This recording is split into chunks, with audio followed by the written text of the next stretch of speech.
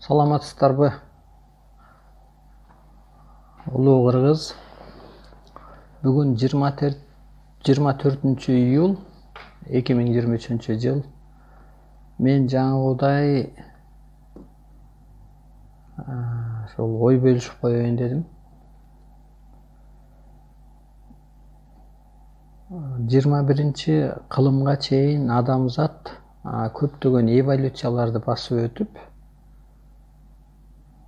качан темир бар эле, качан техника бар эле, интернет, свет, газ деген сыяктуу.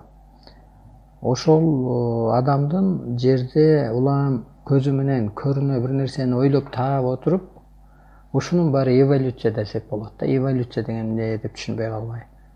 Түшүндүрүп атам. Ошо көптөгөн эволюцияларды басып өттү. Эми ал эволюцияда мүмкүн эми оор замандар болду. Баатырлар заманыбы, кыргын сүргүн заманыбы, кыямат күндөрдү өткөрдүбү дегендей. 50 жылда эл жаңы, 100 жылда жер жаңы дегендей көп нерселер жаңырып, көп нерселер тарых болуп калып, ошонун баары эволюция деп аталат. Эволюцияларды басып өтүп 21-кылымга чейин адамзат көптөгөн. Анан 21-кылымда адамдын гени сөөгү жетилди. Бош жаткан каракуш мээси ишке түштү. Гени сөөгү жетилди, анан каракуш мээси ишке түштү. Адамдын гени жетилгенде аалам жерге түштү. О дүйнө, бу дүйнө дегендей. Бул дүйнө көзгө көрүнгөн табияттан, суудан, тоо таштан, жерде жашаган, чөлдө жашаган, сууда жашаган жаныбарлардан, адамзаттан турса бул дүйнө. О дүйнө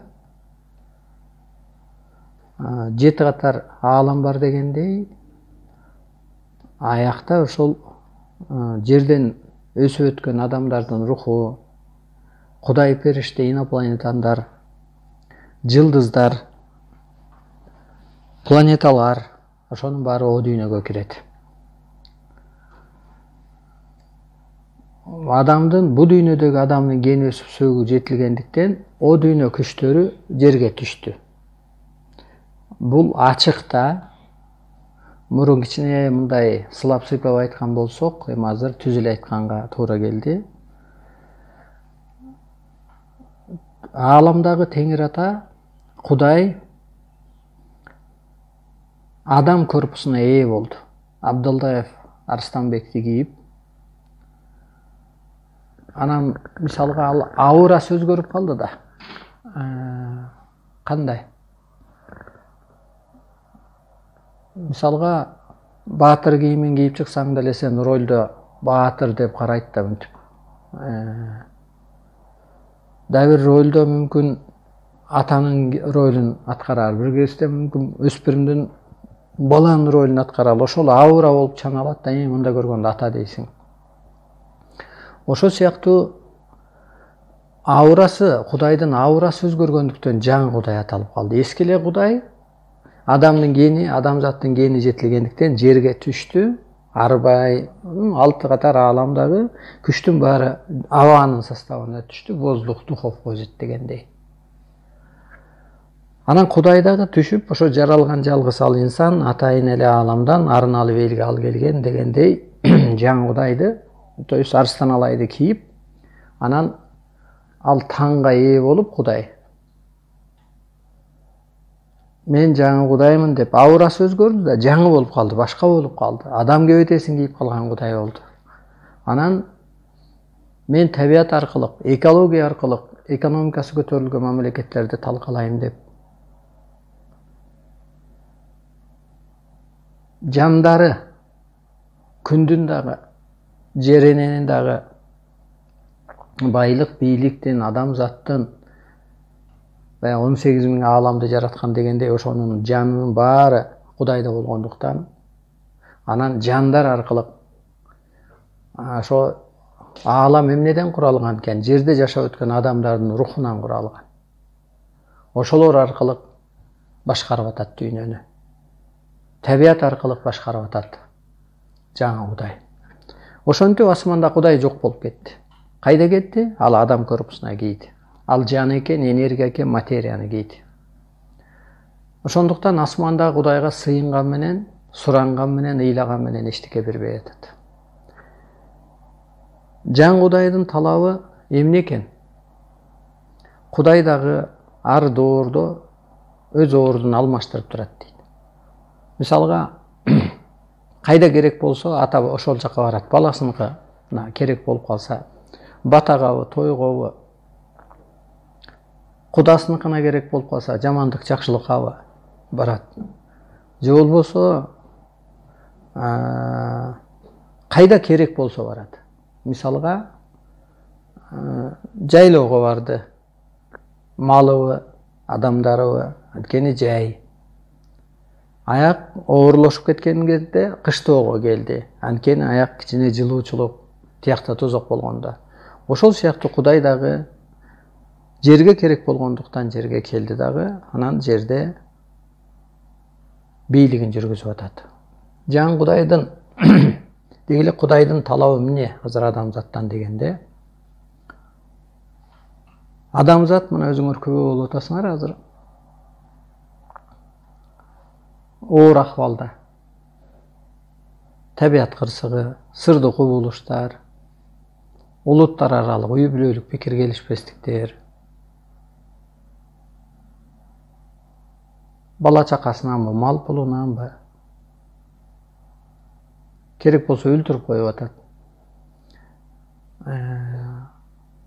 Мурункудоор ошо аял эркек жашоосу болгон болсо, мурункудоор бай бийдин доору болгон болсо, азыр аял эркек жашоосунда бакыт жок.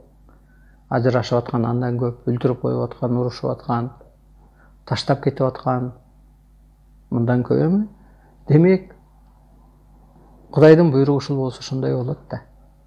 Байлар не болуп атат? Бийлер не болуп атат? Бай мамлекеттер, кыйын сынгандар не болуп атат? Ошондуктан Кудайдын талабы ошол биз айтып жүргөндөй эле, инянга түшүп алгансыңар, биринчи адам болгула, арбай болгула, инопланетян болгула дегендей эле, биринчи адам талап кылып атат, адам болгула деп. Буга чейин эски Кудай дин берген, динде деле адам болгула деп берген. Аял эркек жашоосу кандай болуш керек? Адам кандай болуш керек? Кыргызчылыкта деле, теңирчиликте деле ошону берилген. Теңирчилик пайгамбары болбогон менен баары бир ааламдан аян кабар келген да, ошону менен жашап келген. Азыр мисалга ошол адам болуш үчүн не кылыш керек делгенде, мисалга аялды бир мисал кылып өтөйүн. Аялдын Теңир ата берген кызмат ордунан туура өскөн багыты: шашмалык, алдамчылык, кенебестик, бийликке кызыгуу. Эгер ушул сапаттар сизде болсо, демек Теңирге туура келбейт экен деп түшүнсөңүздөр болот. Шашмалык, алдамчылык, кенебестик, бийликке кызыгуу, менменсинүү. Мына бийликке кызыктыгы жакында бир депутат Дамира Ниязалиева не болуп калды? Акчасынан да чыгым болду. Мындай мамлекетте да бара кылды дегендей канча миллион сом. Бир эле райондун выборуна кетти.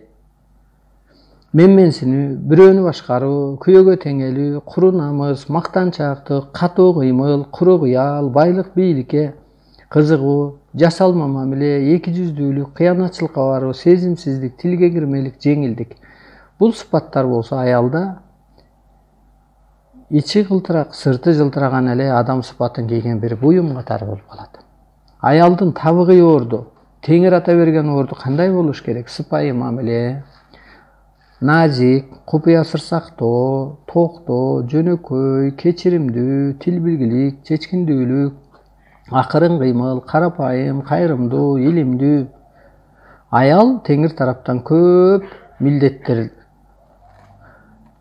көп жоопкерчиликтерге милдеттендирилген. Аял өзүнүн жол жобосун өздөштүрө албаса, айланан оксуз, күйөөлөрү кунсуз, турмуштары эптемей, мамилеси маңызсыз, жүрүм-туруму жараксыз, үй тутунуусу иретсиз, кыялы алып учма, жашоосу маңызсыз, күлкү, шаат, бийлик, байлык менен эле өзгөчөлөн өмүр өткөзүп калуу болот.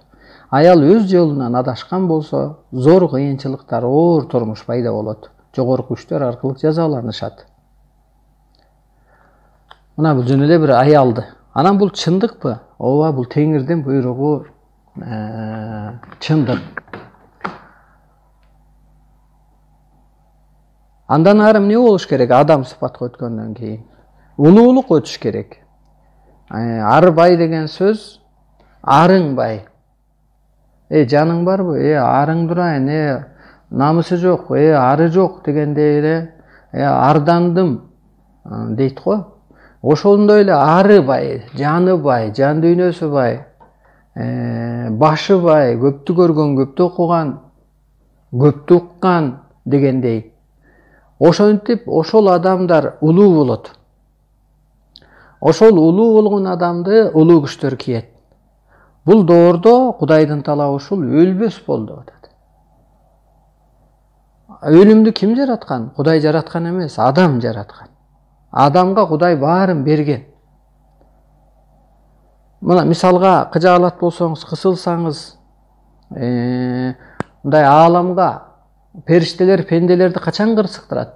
Кудайдын наамына шек келтиргенде, жол жобосун өздөштүрө албаганда, эмеле сүйлөп өткөндөй, окуп өткөндөй, эски жолдо болгондо кырсыктырат. Адам жаратып алган баардык нерсени. Өлүмдү дагы, ооруну дагы, керек болсо медицинаны да адам жаратып алган. Ошондуктан азыр аң сезимди бийиктетип, Кудай эмне берди? Теңир ата эмне берди? Мына тирүүлөй келип, аян кабар аркылуу аян закон болуп, биринчи билим берди. Мына кадимкидей эле аял кандай болуш керек? Мисалга айттык. Аял болсо эле, аял ошо өз ордунда эле адам болгон атат да. Адам болсо арбайга жакын болуп атат. Иньянда эле эскиче эле менменсинип, ак карага берилип, же динсиз динмин, же баймын, биймин деп эле тура берсе, анда ары байыбайт. Биринчи адам болсо, улуулукка кичине бир калыптанса, анан арбай болгон атат. Ушул сыяктуу билимин берди. Эң башкысы мындай эле. Табыгы илимдин касиети жана жардамы.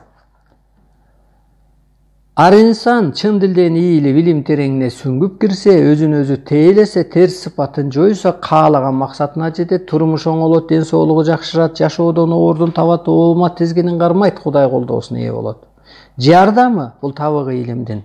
Көкө Теңир адамды эмнеге жаратканын, ыйык милдетин, касиетин, табияттагы ордун жана ар кандай кыйнаган суроолоруна илимден терең маанилүү жообун табат, өз эркиндигин, түш тартибин жана адам, аалам, табият сырларын чечүүдө, эки дүйнөдө кантип жашоо эрежесин түшүнө алат. Кудай өзүнүн буйругун ишке ашыруу максатында арбай бол, инопланетан бол, периште бол дегендей буйрук кылып атпайбы жаңы Кудай? Эски Кудай жаңыга айланды дагы буйрук кылып атат. Жөн эле көрүнүп эле мындай тил менен. Ошол буйругун ишке ашыруу максатында аны кырсык буйруйт. Бирөөлөрдүн ден соолугунан, ишинен, бактысынан, төрөтүнөн, түшүнөн, аң сезими жабыркайт, бала чакасынан буюму жоголот, малы кырсыгат, пикир келишпестик, түрдүү табый кырсык, ичкилик, турмушунан, мүнөзүнөн, ооматынан, байлыгынан, бийлигинен, сыртына жарат чыгат, денеси жарым жанды болуп калат, өңүн өтө суу көрсөтөт, колунан берекеси кетет, себепсиз чоң чыгымдарга дуушар болот, сөзүн кунсуз, өтүмсүз. Кээ бирлерге көрүнүш көрүнөт, кээ бирлерге үндөрү кулат. Айтор тынч жашоосу бузулуп, эскиче өзүнүн өзгө күчтөрсүз алсыздыгын, аларга көз каранды экендигин көзгө сайып көрсөтүп турат. Бул кырсыгуудан өспөгөн адам эскертүү, бул кырсыктын баары эле эскертүү. Сыноо эмес, эскертүү, оңол деген. Туура эмес бара айтасың дегендей жанагы, гай деле штраф салат го, туура эмес кетсең, эскертүү. Андан барсаң арестке алып барат, андан ары алып барсаң соттой атпайбы? Ошо сыяктуу эле биринчи эскертүүдөн эле чык. Знакты кара дегендей эле. Бул сыноо деп эле жүрө берсе, акыры өлүм менен бүтүп калат жашоо. эскертүүдөн тыянак чыгара албаса, тобосуна жанбаса, анда оор жашоого болот да, табият койнунан жоюлат, өлөт. А илим алып, өзүн өзү тааныса, жаңы доордо жакшы жашай алат, жолун табат. Ушинтип Кудай азыр жаңы Кудай аалам күчтөрү аркылуу жерге түшүп туруп, анан улуу дүйнө, чыныгы дүйнө жерге түшкөндө анан жалган дүйнө жактырбайт экен да. Азыркы жашап аткан жашоо Кудайга жагабы деп ойлосоңуз? Улуу адамга жагабы? Көчөдөгү кенедей балдар сигарет чегип жүрсө, ар намысы жок адамдар арак ичип, кошоматчы кылып, пулдун аркасынан чуркап жүрсө, жагабы? Ошон үчүн кырсык болуп атат. Азыр эми милициянын деле алы келбейт, бийликтин деле, байлыктын, прокурор, соттун деле алы келбейт. Азыр ошо караңгы күчтөр аркылуу жазалайт жаңы Кудай. Кудайдын гана колунан келет азыр дүйнөнү башкаруу. Ошон үчүн байым сынган мамлекеттер эмне болуп атат? Айласы кетип атат. Азыр план түзгөнгө болбойт бийликтегилер. Азыр жаңы Кудайды таап келиш керек эле, таанып келиш керек эле. Эмне кылабыз деп. Кудайда эч күнөө жок. Анткени мына мынтип атат, илимин бериптир мына. Мектепте деле айылда баланы окутпай койсоң бир эчтекеден бир кабары жок адам болуп калат да. Кудай да ошондой. Окуткан бала билимдүү болот, тестияр болот, бир нерсени түшүнөт, жөндөйт. Ошол сыяктуу Кудай биринчи билимин берди. Анан билимди алып кириш үчүн кырсыктырып атат. Анан келип туруп анан жаңы Кудайга адамзатты улуу күчтөр куш тепкен кекиликтей астына түшүрөт. Жаңы Кудайдын милдети илим берүү, каттоо алуу, алтын доорго өткөзүү дейт да. Кудайда эч күнөө жок, анткени илимин берди. Арбай бол, периштелик сыпатка улуулукта бол, өлбөс бол, боштондукта жаша, түбөлүктүү бол, унчукпас бол делип атат. Талап ушул. Эски жашоо бүттү. Бул эски цивилизация, азыр жаңы цивилизация башталып атат. Адамды Кудайда эч кандай күнөө жок. Адамды улуу кылып жараткан. Улуу кылып жараткандыктан акыл берген. Ойлоп көрсөң, адам бир 2 фут менен басар, саатына может канча? 10 километр басар, ашып кетсе. Ат болсо 40 километр басып чуркайт. Ошон үчүн адамга атты берген, акылды берген. Адам ошол акылы менен жүрүп, мына техниканы минип атат, самолет менен учуп атат. Кудай бардык нерсени берген адамга. Кайра эле оор эмнеден пайда болот? Анан ооруп атат, больницага барып атат. Күлкүң келет ушу больницага баргандачы. Аттар эмнеге оорубайт? Мисалы, жылкыны эле мисалы кылалы. Анткени алар чуркап жүрөт. Чуркайт, айдайт, айтор басып жүрөт такай.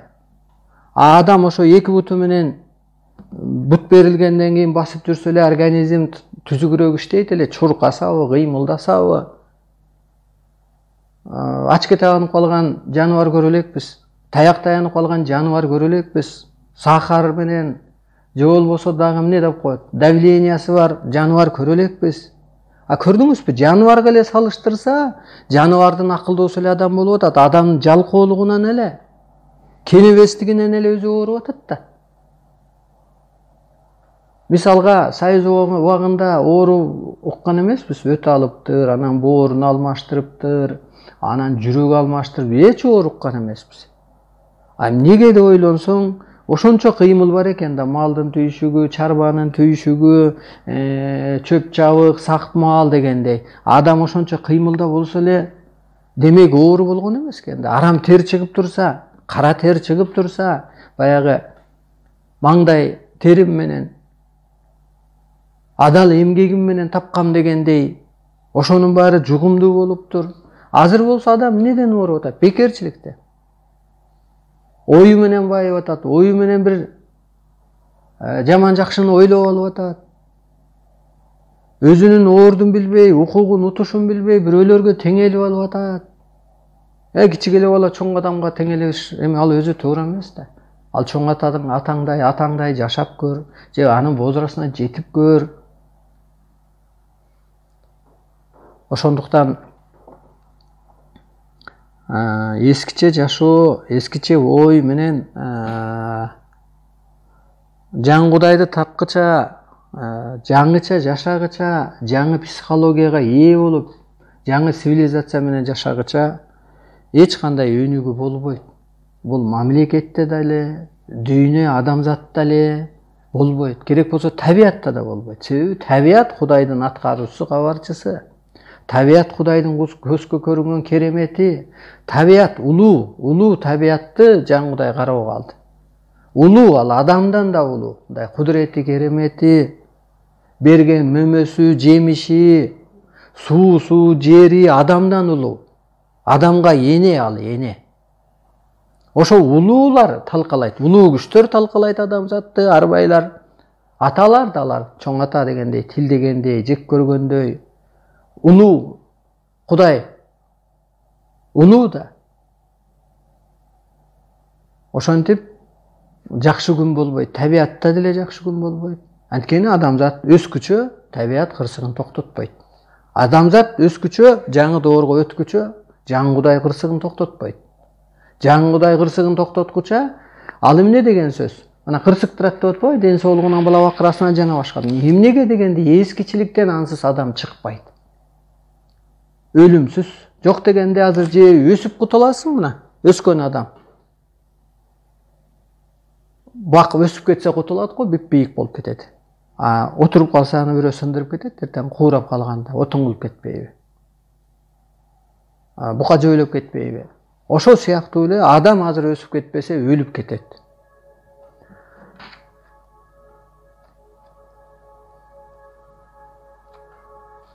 Булут жылдырам десем күлкү кылды, Кудаймын десем күлкү кылды. Кадимки эле элестетиңиз. Көмүскө Кудай көрүнө болуп келди. Көмүскө түшүң деле ачыкта орундалгандай. Көмүскө көрүнө теалаң деле бир күн өлүп калып көрүнбөгөн көмүскө чыныгы жаның асманга учуп кетип атпайбы?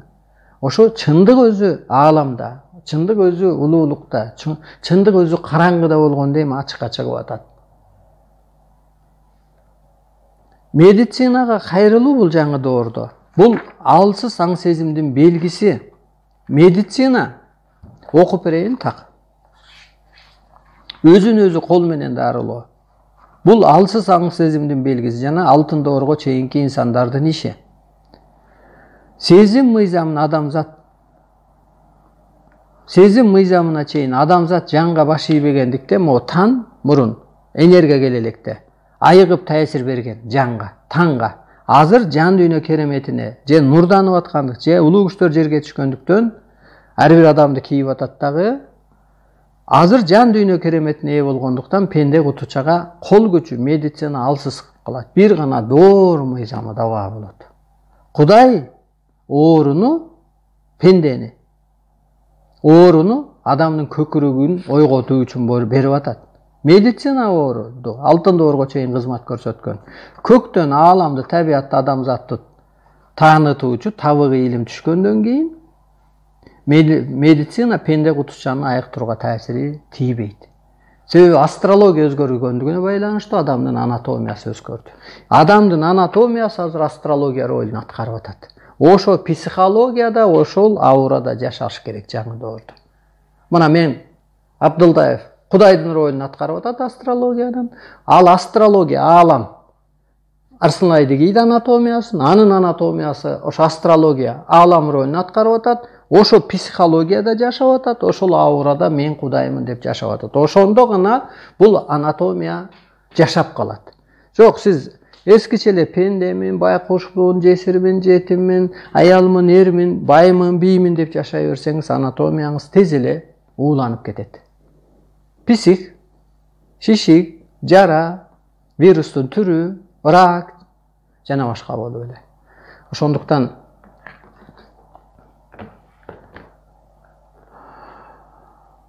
Кудай жерге түшкөндүктөн Кудай чындык болгондуктан Анан жердеги жалган жашоо жоюлуп аткан ошол, жалган жашоодон бакыт чыкпай аткан ошол, бакыт таппай аткан ошол. Анан эң башкысы эле сүйүнгөнүм ушул ааламдагы тынчтык жашоо, бейиш жашоо, ааламдагы чындык жашоо, ааламдагы улуу жашоо. Жерге орноп атканына кубанып атам. Кудай убада кылган бейиштин орношушу жерде пайда болуп атканын, Кудай убада кылган тозок жашоонун бүтүп атканын, же болбосо мына көрүнө тозокто адамдар жашап атат. Көрүнө бейиште адамдар жашап атат. Жаңы доордо өткөндөр жаңы цивилизация менен өзүн ошо улуубуз деп, периштебиз деп, арбайбыз деп, ошол аурада, ошо психологияда жашап атат. Мына мен вирус жөнөтөм деген бул психологияда, идеологияда. Мына Кудай ролун аткарган адам Кудай вирус жөнөтө алат. Кудай булут жылдыра алат. Кудай бай мамлекеттерди, Кудай кыйынсынган мамлекеттерди кырсыктырып, жоюп кое алат. Кудай жандарды чакырып алат. Байдын жанын, бийдин жанын, байлыктын жанын, бийликтин жанын. Мына ошон үчүн ошо психологияда жашап атат. Ошол анатомия Абдулдаевтики. Ошол Кудай ролун аткарып атат. Ошол аурада, ошол психологияда, ошол идеологияда жашап атат. Ошондо гана анан табият тынчыйт. Ошондо өлбөстүк пайда болот. Кудай өлбөйт да. Анткени жан кийгенде жашаруу болот экен, нурдануу болот экен.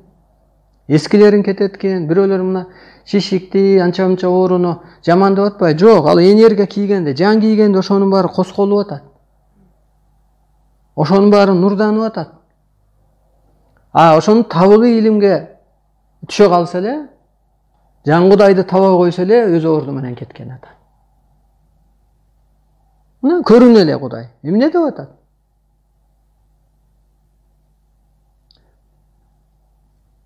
Анан эми пенде жашоодогу, бир көр жашоодогу президентке ал Кудай майдаланып да отурбайт экен да, сен муну туура кылып атасың, кылбай атасың. Мейли кыла берсин, билгенин кыла берсин. Бирок жаңы доорго, жаңы Кудайга, ааламга түп келбегенден эч окшобойт.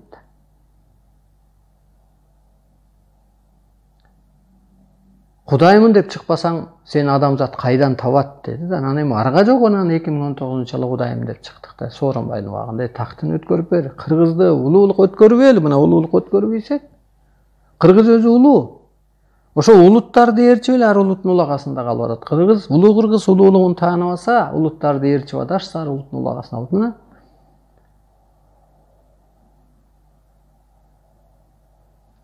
эри бардын заманы эмес, энергиялуунун заманы. Каражаттуунун заманы эмес, касиеттүүнүн заманы. Улуулардын заманы, ошол аурадагылардын, ошо кызматтагылардын заманы. Мына жан Кудай таны менен дүйнөнү эмне кылып атат? Эки дүйнөнү бийлик кылып атат. Табият аркылуу дүйнөнү башкарып атат. Табият өзү арбайт, аба, воздух, духов возит. Духтарды башкарып атат. Жер энени башкарып атат, күндү башкарып атат. Кудай болгон үчүн башкарат экен да. Болбосо анда Кудайдын сөзү орундалбай калбайбы? Анан эми ошол Кудайга кайсы бир падышанын чыгарган чечими же алып бараткан ал орундалбайт. Ошон үчүн анан айтылып атат да, жан Кудайдан багыт бата албаса бирде мамлекет өнүкпөйт депчи. Азыр артка гана кетип атат да, болгон. Адамзат артка кетип атат, мамлекет артка кетип, өнүгүп аткан эч ким жок. Өнүгүп атса да ал куру бара бир күн тарак деп өлүп калат да. Бүгүн байып аткан адам эртең тарак деп өлүп калат. Анткени ал бай бол деп аткан жок Кудай. Бай бол деп, жан дүйнөңдү байыт деп атат. Бай арыңды байыт. Акчаңды байыт деген жок. Арыңды байыт деп атат. Арың байыса анан улуулукка болсоң, анан улуу күч сени кийип, ошо аурада, ошо психологияда жашап калган атасың. Кайсы депутаттын сөзү? Же болбосо мынтип эле мейли министрлер сүйлөп атабы, күлкүң келет да. Эки сөзүн башын кошуп сүйлөй албай атат. Же бир ынандырып, же түшүндүрүп сүйлөгөн жок. Камап коем, талкалап коем дейт да. Аны менен эчтеке чыкпайт да. Өстүрбөсөң ал камап койгон менен анда болгон страна зек болуп бүтөт го. Өстүрсөң коррупция өзү жоюлат да. Кой, Бул бирөөнүн ырыскысы экен, бул элдик экен. Абада воздух. Арбайлар сенин жаман жакшы ишиң эмес, оюңду окуп турат. Жаман жакшы сөзүң эмес, оюңду окуп турат. Кой, мен эч ким көрбөсө да аба көрүп турат, улуу күчтөр көрүп турат деген түшүнүккө жеткенде мен танымды бир жан кийиптир. Мен ушул аалам үчүн келипмин. Аалам мени бул дүйнөгө кызматка буйруптур. Мен улуу экенмин. Адам улуу да ошон үчүн касиети бар. Адам улуу да ошон үчүн Кудайдын астына сыноого, суракка барат дейт. Мал жан ал сүскүлөшөт, тепкилешет, эчтекеге жоопкер эмес, анын жаны асманга суракка барбайт. Бадалбактын жаны асманга суракка барбайт. Булардын Кудайы деле жок. Адамдын ошондой жоопкерчилиги бар. Ушуну түшүнгөндө коррупция өзүнөн өзү жоюлат да. Көчө шыпырган адам деле түзүк шыпырат. Мындай аберине карайт, улуулугуна карайт. Колунан келбесе бул менин жумушум эмес дейт. Мен көңүлүм буну тартпай атат дейт. Азыр эмне деген гана сөздөр болбой атат.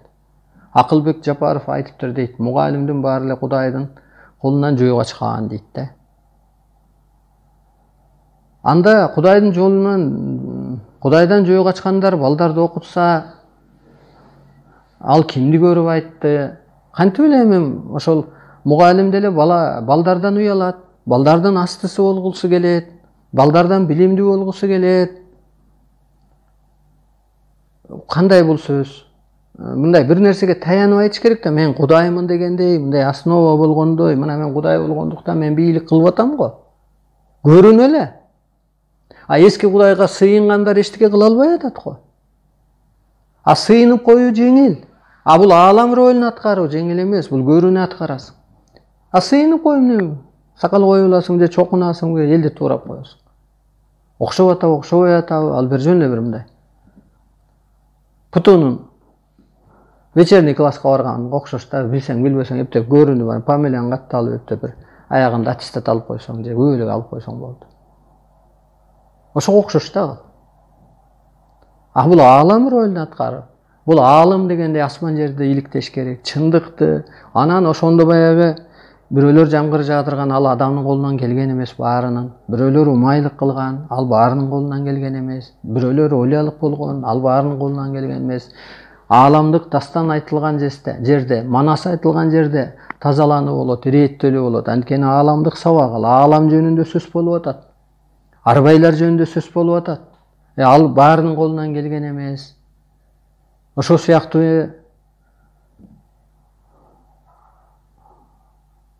кыргыз оңолоо дей берет да менден. Жок, оңолбойт. Кыргыз өз жолун табыш керек, өз жолуна түшүш керек да. Түштөн, көрүнүштөн арбайлар улуулукка чакырат делет. Түшкө маани берген эч ким жок. Ошо түшүн эле маани берсе, ошо түштүн эле талабын так аткарса, адам адашпайт эле. Бул деңгээлге түшпөйт эле.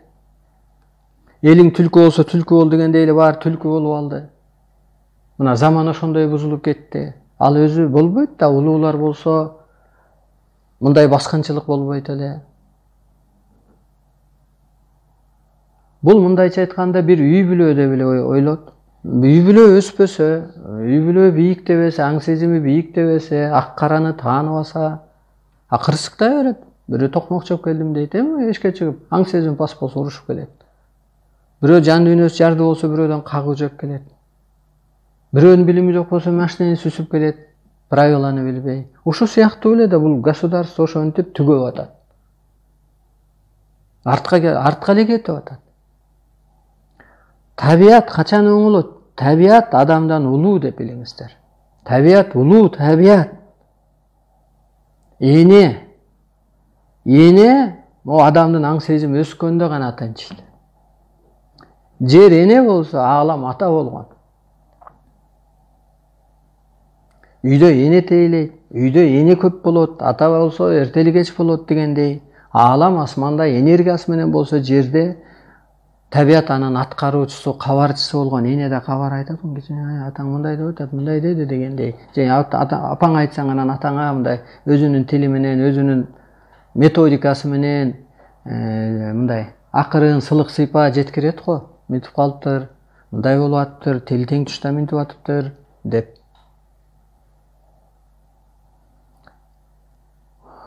Ошондуктан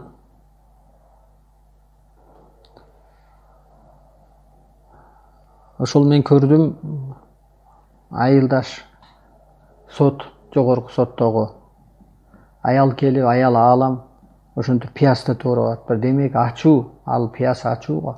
Ачуу сот башталды, ачуу эсептер башталды. Кудай бул дүйнөгө неге келди? Адам катары эле жашай берейин деген жок, Абдулдаев болуп эле жашай берейин деген жок. Ошон үчүн ал сүрдүү, ал ошон үчүн чынчыл, ошон үчүн талапты коет. Ал жүзүнө караган жок, Атамбаев же Сооронбай же Жапаров деп жүзүнө караган жок, тике айтты. А Кудай бир эле айтат экен. Анан кайталап отурбайт экен ал пенде. Болду, ал орундалат акыры.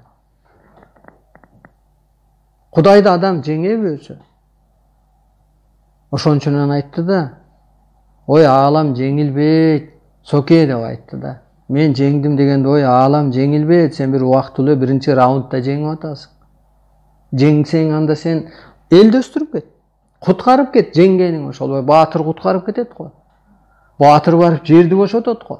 Баатыр барып элди көтөрөт го, баркын көтөрөт го. Жеңиш деген ошо да, жеңди деген сөз. Анан Кудай кантип жеңилсин десек болбоду. Андан кийин Сакеге да айттык. Победа Садыр это трагедия народа. Жолугансем бир ооз түшүндүрөйүн ушуларды десем жолуккусу келген жок. Теледебатта айтты. Билип көр, кылып көр ишиңди. Кудайдын талабы башка. Тааныбайт аларды. Адамзат бир сантик экен Кудайдын астындачы. Бир сантте жүзү көрүнбөйт да, значит тааныбайт эч кимди жан Кудай. Кудай өзү тааныбайт экен. Ошон үчүн жаңы доордо ооруда жоюлат, өлүмдө жоюлат, милиция сот жоюлат деген бул чындык. Себеби адамдын деңгээли өскөндө адам бирин бири улуу деп калат. Арыздашпайт, соттошпойт.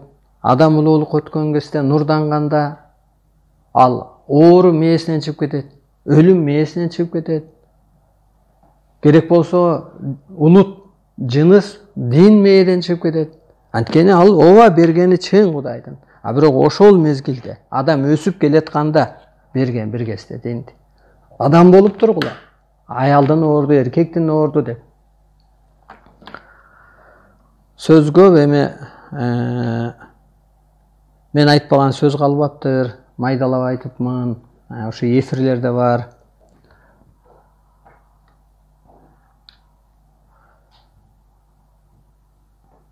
Кааласа каалабаса дагы жаңы Кудай жерди бошоткону келди, табиатты. Кааласа каалабаса дагы ушу бир ашып кетсе бир 2,5 миллиард адам калат. Мүмкүн анча да калбайт. Каалоосу ошол. Баягы Кудайга адамдын саны эмес, сапаты керек дегендей. Өлүп калган азыр эсеп эмес. Азыр өсүп арбай периштенин ролун аткарып калса, ошондо Кудайга жагат. Арбай периштелик деңгээлге жетсе, Кудай менен сүйлөшө алат, сырдаша алат. Периштедей таза болуп, көрүнө периштедей жашап калат адам. Көрүнө табиат бейишке айланат, көрүнө Кудай пайда болот. Анткени мурунку көмүскө жерге түшөт дагы пендечилик жоюлат, пендедей жашоо жоюлат, анан аалам жоюлуп, ортодо бир дүйнө башталды.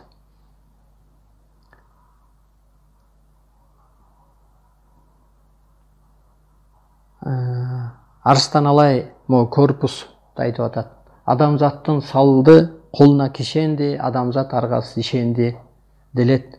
Анысы кандай эми Кудай келгенден кийин ал энергия экен, ал сыйкыр экен, ал бир керемет экен, ал бир кудурет экен. Ошол нерсе гана болуп атат.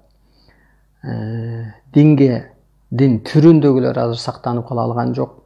Сактанып да кала албайт. Кысылуу, кыжаалатчылык, кайталанма, медицина менен эч ким сакталып калбайт.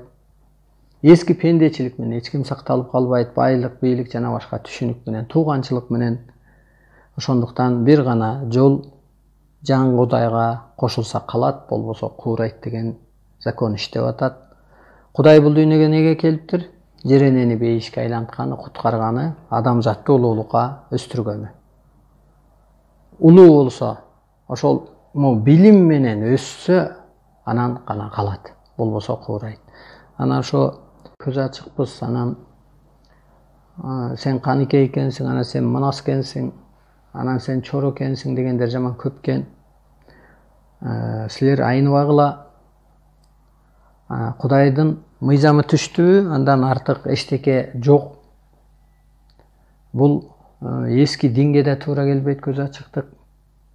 Жаңыча да туура келбейт. Ал бир психологический больныйга окшоп калат. Көрүнүш көрсөң көрөсүң, түштү ясновидение, сновидение дегендей эле түштү бардык адам көрөт. Анысы кандай? Көп эле адам көрүнүш көрөт. Ал өсүң эле берилип атат. Анан бирөөнү бурмалаганга болбойт. Сен чоро экенсиң, чоро болсоң да манасты таап алып согушка чыккыла. Каныкей болсоң, анда дагы бир манасты таап эрге тий. Анын баары жалган. Ошондуктан биринчи адам бол. Иште кадимкидей эле жумушка орношуп, адамдык сыпатты изде, көрүнө. Каныкей чоро эмес эле, жөн эле бир адам бол. Биринчи адамдык сыпат барбы? Эркек болсоң эркектик, чындык, калыстык, туруктуулук, сабырдуулук, жөн эле бир адамдык сыпат барбы? Салыштыруу, анализдөө, сөздүбү, иштиби, жашоодо жаңылышпастык. Ошондуктан көз ачыктар эмес, мен керек болсо ата жолун жапкам. Ата жолу арбайлардан пата чыккан. Себеби арбайларды пир тутуп кеткенден мен айткам, бул жолду жаптым. Бул жөн эле бир арбайдын кереметин көрсөтчү жол болду деп. Болбосо мазар кыдырышып, арбайды эле пир тутуп, колунда жок болсо бар болсо да кан чыгарышып, курмандык чалдык дешип эле, топтошуп эле ушинтишип калган. Ал жолду жапкам керек болсо. Ошондуктан азыр диндин да жолу жабылды. Адам бол, арбай бол. Пророкту пир тутуп атат, маселе жок. Пророкту Кудай аян кабар берген, баян берген, аян берген, жол көрсөткөн, тандап алган, ошого буйрулуп келген. Азыр доор башка. Азыр пайгамбарга белгисиз арбайлык сыпат, периштелик сыпат, өлбөстүк, боштондук, жаратуучулук, улуулук деген сыпатты берип атат. Ошол талапты коюп атат. Ошондуктан баягы энергияңарды коротуп албагыла, убакыт коротуп дегеним эле да. Анан башыңардага байлап алсаңар дагы эски түшүнүктөн, эски психологиядан чыгып кетиш оор. Сакал деп коюп алганда туура эмес.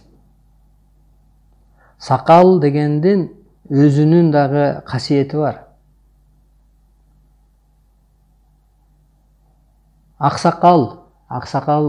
Сакалдуу киши 60-70 талайды көрүп анан сакал коет. Ошонун сакалына карап, сакалдуу киши экен, өйдөтүңүз дейт. Анан кенедей 30 жашта бала ой-тоон сүйлөп жүрсө, эмнесине карап, сакалына карап сыйлайын десең, улуулугу жок. Сакалына карап сыйлайын десең, урматы жок, билими жок, басып өткөн жолу жок, кылган мээнети жок. Чоң ата боло элек, кайната боло элек. Ошондуктан жакшына эле мындай эми жай келсе шорттук кийет, футболка кийет, заманга карап кийинип, заманга карап өсүп. Бетин тумчулап алгандар бар экен мындай. Инопланеттан көрдү дегенде эле чочуп кетки дейсиң да. Адамдын жүзү көрүнсө, анан жүзүнөн аурасы көрүнөт да. Мисалы жүзү көрүнүп турса, кары киши экен, апа экен, келиңиз өтүңүз дейсиң, монтип эле алсаң, же ал эмне экен, маскабы? Жүзү көрүнөт да, адамдын жүзү көрүнүп туруш керек. Анан эркек сени көргөндө эле эркектин баары эми жинде эмес да, бирөөнүн аялына эле кызыга бергидей. Көрдүңүздөрбү? Адамдык сыпат болсо, сиздерде билим болсо, ал деңгээлге түшпөйт элеңер.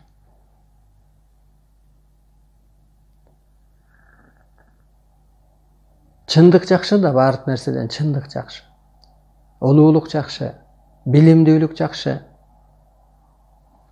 Ошон үчүн билимдүү адамдар, интеллигент адамдар жактырбай атат да. Кудай деп жүргөн жакшы, мейли эскиче Кудайды, Кудай жөнүндө кабар болуп турган жакшы, арак ичип, сигарет чегип, бир орто жолдо калгача. Бирок ошо Кудай деген адамдар эмнени гана кылбай атат, кайсы гана кылыкты кылбай атат. балдары менен тыштап кеткен ким? Ошолор. Өлтүрүп койгон ким? Сабап аткан ким? Ошондуктан биринчи ал сакалдан мурун, кийимден мурун баягы ошо дааратты эмнеге алып атасың? Тазаланып анан Кудайга сыйынайын дегендей, ал даараттан тазаланаардан мурун кичине мындай аң сезимиңди тазала, эскичилигиңди ичиңен тазала, билимиң менен тазала. Ошондо Кудайга да жакынсың, ошондо адамга да жакынсың, ошондо заманга да жакынсың, ошондо келечекке да жакынсың. Аура берип атасың да сен, аура. Сакал барбы? Сенде аксакалдык аура болуш керек. Ошол билим, ошол деңгел, ошол жүрүш, туруш. Анан кыскашымдан кандай аура? Эми эле сас кечип келбегенден кийин. Узун көйнөктө кандай аура? Чыкыйып, зыңкыйып, баягы эмне деп коет орустар деле. Орус макалында. Кабыл ал ошо кийимине карап, акылына карап узат дегендей болуп атат. Ошо кийимиңизге, аураңызга карап, калпагыңыз бар башыңызда, жакшынакай чачыңыз бар, узун өрүп, же бирөтө болуп мындайраак кыркканга окшош чач кое берсе аял.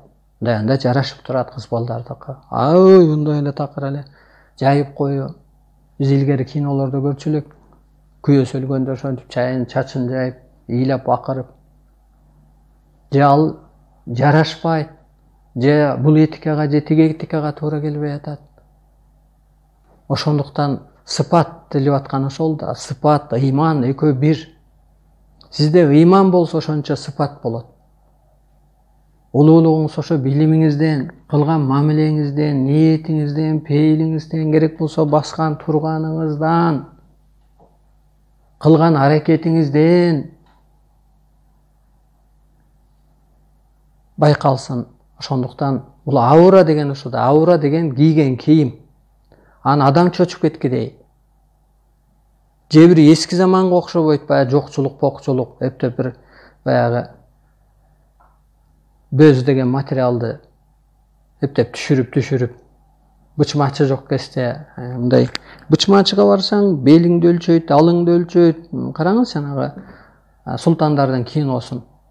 Бычмачыга тектирет, чыкыят. Алар деле дин деп жүрөт, бирок чыкыят.